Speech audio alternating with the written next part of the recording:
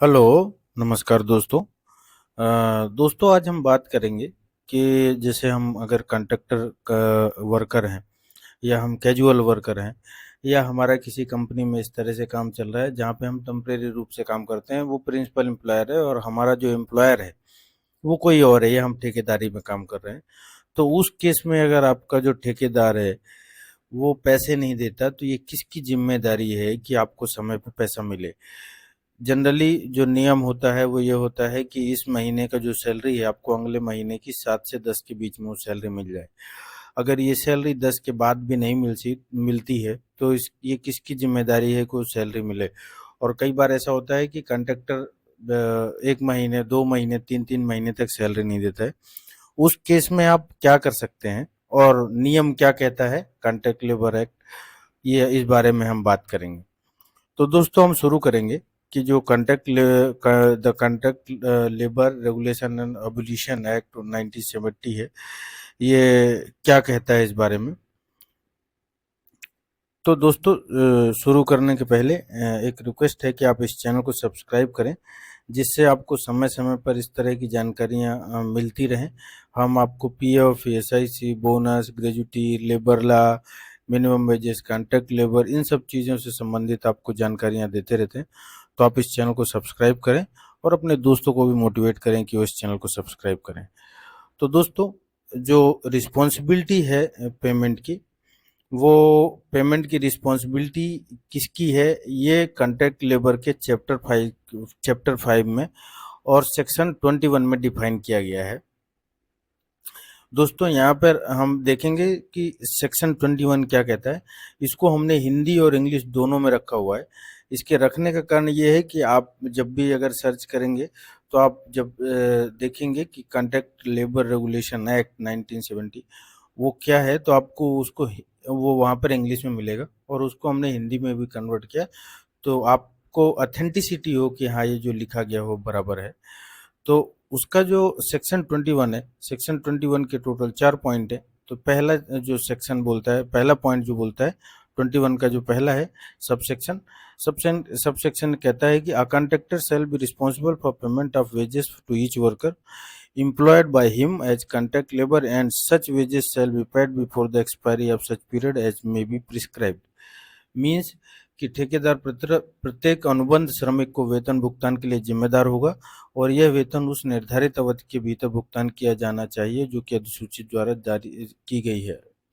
मतलब ये कह रहा है कि पहली प्राइमरी रिस्पॉन्सिबिलिटी उस ठेकेदार की है और वो जो ठेकेदार है वो जो भी समय डिफाइन किया गया है जो कि 7 या 10 तारीख के अंदर होता है, तो उसको 7 या 10 तारीख के पहले करना है।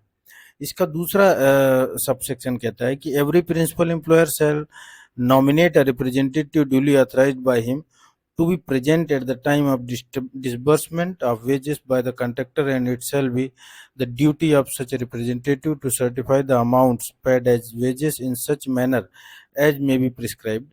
मीन्स प्रत्येक जो जो जो भी प्रिंसिपल एम्प्लॉयर है, उस प्रिंसिपल एम्प्लॉयर का जो काम है वो ये है कि वो अपनी टीम में से किसी एक आदमी को नियुक्त करता है कि वो ये तय करे कि जो भी ठेकेदार है वो वेतन दे रहा है, सही समय पे दे रहा है या नहीं दे रहा है, और जो वेतन वितरण है वो उसकी उपस्थिति में किया जाए। ऐसे प्रतिनिधि का कर्तव्य होगा कि वह भुगतान की गई वेतन राशि को उस प्रकार प्रमाणित करे जैसा कि निर्धारित किया गया हो। मतलब अगर आपने डिफाइन किया है कि किसी वर्कर की सैलरी 12,000 है तो ये उसकी उपस्थिति में उस जो उसका प्रतिनिधि है उसकी उपस्थिति में 12,000 रुपये उसको दिए जाए। तीसरा जो इसका सबसेक्शन है दोस्तों, ये कहता है कि it shall be the duty of the contractor to ensure the disbursement of wages in the presence of the authorized representative of the principal employer। ठेकेदार का कर्तव्य है कि वह जो वेतन वितरण करेगा, ये जो नियोक्ता है प्रिंसिपल एम्प्लॉयर है उसका जो अधिकृत प्रतिनिधि है उसकी उपस्थिति में सुनिश्चित करे। और सबसे अंतिम और सबसे लास्ट और सबसे ज़्यादा जरूरी जो चीज़ जहाँ पे मेंशन किया गया है वो है दोस्तों सेक्शन 21 का सब सेक्शन 4, जो कि ये कहता है कि in case the contractor fails to make payment of wages within the prescribed period or make short payment, then the principal employer shall be liable to make payment of wages in full or the unpaid balance due as the case may be to the labour to the contact labor employed by the contractor and recover the amount so paid from the contractor either by deduction from any amount payable to the contractor any contract as debit payable by the contractor। इसका अर्थ ये है दोस्तों कि यदि ठेकेदार निर्धारित अवधि के भीतर वेतन का भुगतान करने में विफल रहता है या कम भुगतान करता है तो प्रिंसिपल एम्प्लॉयर जो है वो जो भी कंट्रैक्टर है, कॉन्ट्रैक्ट लेबर है, उन श्रमिकों को पूरा वेतन या बकाया राशि का भुगतान करने के लिए उत्तरदायी होगा। मतलब जो भी कॉन्ट्रैक्ट के वर्कर है उनकी ये जिम्मेदारी प्रिंसिपल एम्प्लॉयर की है कि उनको समय पे पेमेंट हो।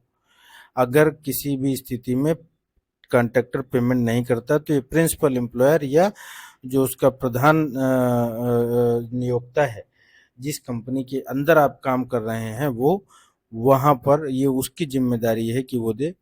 प्रधान नियोक्ता जो है, जो प्रिंसिपल एम्प्लॉयर है, वो ठेकेदार से राशि वसूल सकता है।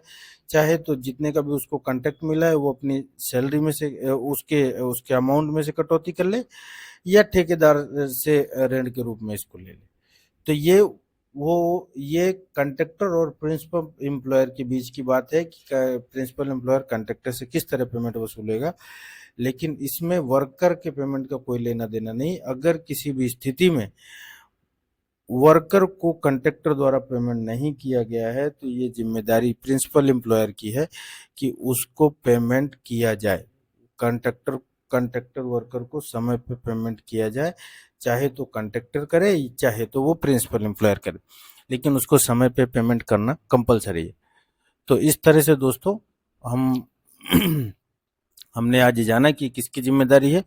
इसी तरह की जानकारियों के लिए आप इस चैनल को सब्सक्राइब करें और अपने दोस्तों को भी मोटिवेट करें कि इस चैनल को सब्सक्राइब करें। थैंक यू सो मच दोस्तों।